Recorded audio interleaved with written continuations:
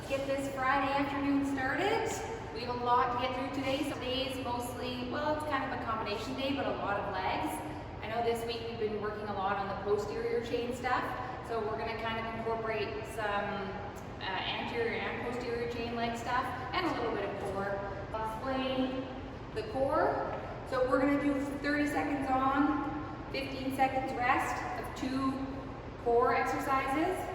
So grab a mat if you don't have one, but you're going to be doing for the first one straight leg lowers. So laying on your back, arms at your side, bring your legs straight up. Core stays nice and tight, low back touching the floor. This doesn't change.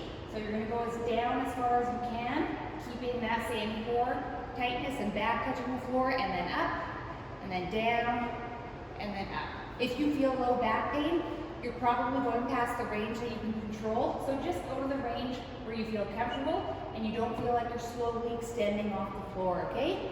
So we're doing 3 rounds of that and then 3 rounds of pike plank jumps. So what those are is you're getting into a plank position, shoulders above wrists, feet a little bit wider than you usually go, a little bit wider than your shoulders, and you're jumping in and out, okay? So keeping a nice stiff core, trying to just hinge at your hips. You're gonna have to bend your back a little bit, but you want that pull coming from your abs, okay? So it's still an ab exercise. If you're feeling it in your hip flexors, you're probably driving up with those instead of using your abs, okay? So 3 rounds of both those exercises. And we're ready, first 30 seconds. Starts in 10 seconds. So we're starting with 3 rounds of the straight leg lowers. 3, 2, 1, here we go. Nice work, guys. Who doesn't love jumping around on Friday night? Okay, so we're gonna get into our strength portion fairly quickly. So how this works is kind of the same as it's been all week. You get 5 minutes to do A1 and A2, as many sets as you can with good form. So A1 is 8 goblet squats. You're going to grab a weight, chest level, nice and slow, into as deep of a squat as you can comfortably. Come back up, 8 of those, okay? Once you're done with those 8, if you don't have a weight, I would recommend upping the reps. So instead of 8, do 16, and maybe increase the time under tension. Do a 4-second descent, and then we're going to go straight into reverse Nordics. So we've done these before last week. What you're going to do is get into a kneeling position. Hips stay really straight. That's the key to this exercise. Glutes are on to keep your hips straight, and then you're going to go back as far as you can, keeping those hips straight, using your quads to pull you back up, okay? As soon as you come down, if you drop your hip, you've lost that moment arm, so your quads essentially have to do no work to get back up. The key is that you want to lengthen your quads under load and then use them to get back up. If you can get all the way down, all the way up with ease, use a weight, it's way harder. But you should feel like it's kind of stretching your quads because you're loading them in a really lengthened position and it's getting them to work harder, okay? So 8 of those, 8 goblet squats. You have 5 minutes, and then we get a 2-minute rest, and then we go on to another 5 minutes of 2 more exercises, okay? So here we go, goblet squats. And 10 seconds. 3, 2, and here we go. Okay, I'm gonna full 2 minutes.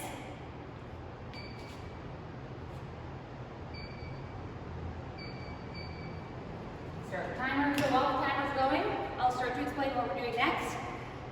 So it's the same format. You get 5 minutes.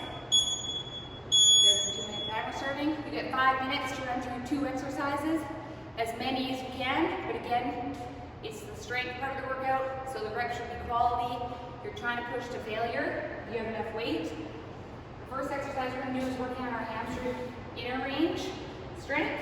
So it's easiest if you have a couch or a chair, but I'll show you the version on the floor as well. What you're going to do, one leg stays on the floor, one leg's bent, keeping your hips straight. You're gonna bring your leg up as close to your heel as close to your bum as you can. Then you're gonna use your hand, bring it all the way in, and you're gonna try and bring that heel to your butt and let go with your hand, contracting those hamstrings as hard as you can for about 3 seconds. Then you're slowly gonna lower, okay? So again, bringing your foot in, using your hand, pulling it in closer, keeping your hips straight. If you lean back, you've lost that tension on your hamstring, so it'll be easier. And then you're gonna try and pull that heel into your butt, let go of your hand, squeeze as hard as you can for about 3 to 5 seconds, and then slowly lower. If you find that when you let go of your hand, your leg is really dropping, this is a great exercise you need to work on. Lots of people have a deficit in the inner range of their hamstrings. The version on the floor, same thing. Get into a half kneeling position. So this leg in front, lean forward a bit, get those hips straight. Again, you're gonna bring your leg up as close as you can. Use your arm, pull it in, squeeze your hamstrings in your glutes. Try and hold it there. 3 seconds, your hamstring should be cramping in this position. Then you're gonna slowly lower and do it again. So 8 per side would take forever and be extremely hard. We're gonna do 4 and 4. So 4 one side, 3 second squeeze, slowly lower, 4 the other. And then we're gonna get into swimmer's press. So weight or band. There's a 2-minute mark. So you start as soon as I'm done talking. Swimmer's press, weight or band, you're stepping on your foot, your bicep curling, and then overhead pressing, and then reversing that. So the really important part is that you're going slow and controlled on the way down, because that's the eccentric part of that exercise. But you want to get full block out overhead, biceps by your ears, no flaring at your back, ribs are down, core is nice and tight. And you're gonna, if you have 2 weights, do 8 at the same time, because the hamstring inner range holds take a while, so do 8 and 8. If you have light weights and you feel like you can just rip through this, do 16 total. But if you only have 1 weight, 8 one side, 8 the other, okay? So, we have 5 minutes to run through that. If you can get 2 rounds in, that will be plenty. This one takes a while. 2, 1, and here we go. Awesome work, guys. Okay, last thing we're gonna do is a 12-minute EMOM. So every minute on the minute, we're gonna work through 3 different exercises. So a total of 4 rounds. So the first one you're gonna do, for the first minute, you're gonna grab a weight, do 25 weighted squat pulses. So again, weight is at your chest, shoulders back, chest stays up. You're gonna come to the bottom of the squat, get a little bit higher than actually just fully relaxing, and you're gonna stay kind of at about that quarter range and do 25 pulses. So the key here is not to let yourself dump and just use that stretch reflex to bounce out of the bottom. That would be too easy. You want to use those legs, push on the floor, and pulse, okay? So if you have a fairly light weight, 25 is going to feel like nothing. So you want to base it on whether or not you can do 25 or get to about the 30-second mark with whatever weight you have, and then you'll have 30 seconds of break for the remaining minute. But you don't want to be done at like 15 seconds. So whatever your work is for about the full 30 seconds, and then take a break, okay? And you can use the first round to kind of judge that. Second exercise, same thing, 30 plank switches. So you're in a plank position, one leg comes forward, your back still stays flat, and then you're gonna jump and switch legs, keeping that back as flat as you can. It's not something where you jump and pike up. You want to try and keep that plank position. So if you need to lower your leg a little bit and do a little bit less range, that's fine. If that's not something you want to do, you can do step-ins. That works your core quite a bit as well. Or you can do plank knee to elbow, keeping that nice plank position, driving that knee to that elbow, okay? So 30 of those. Again, if you're going through them super fast, do more. So I would say 30 to 50. Whatever gets you at that 30-second mark, so you have about 30 seconds of break. And then for the last minute, we're getting into 20 sit-ups. So you'll probably have about 15 seconds of break with this. Feet in a butterfly position, bottom of your feet touching each other.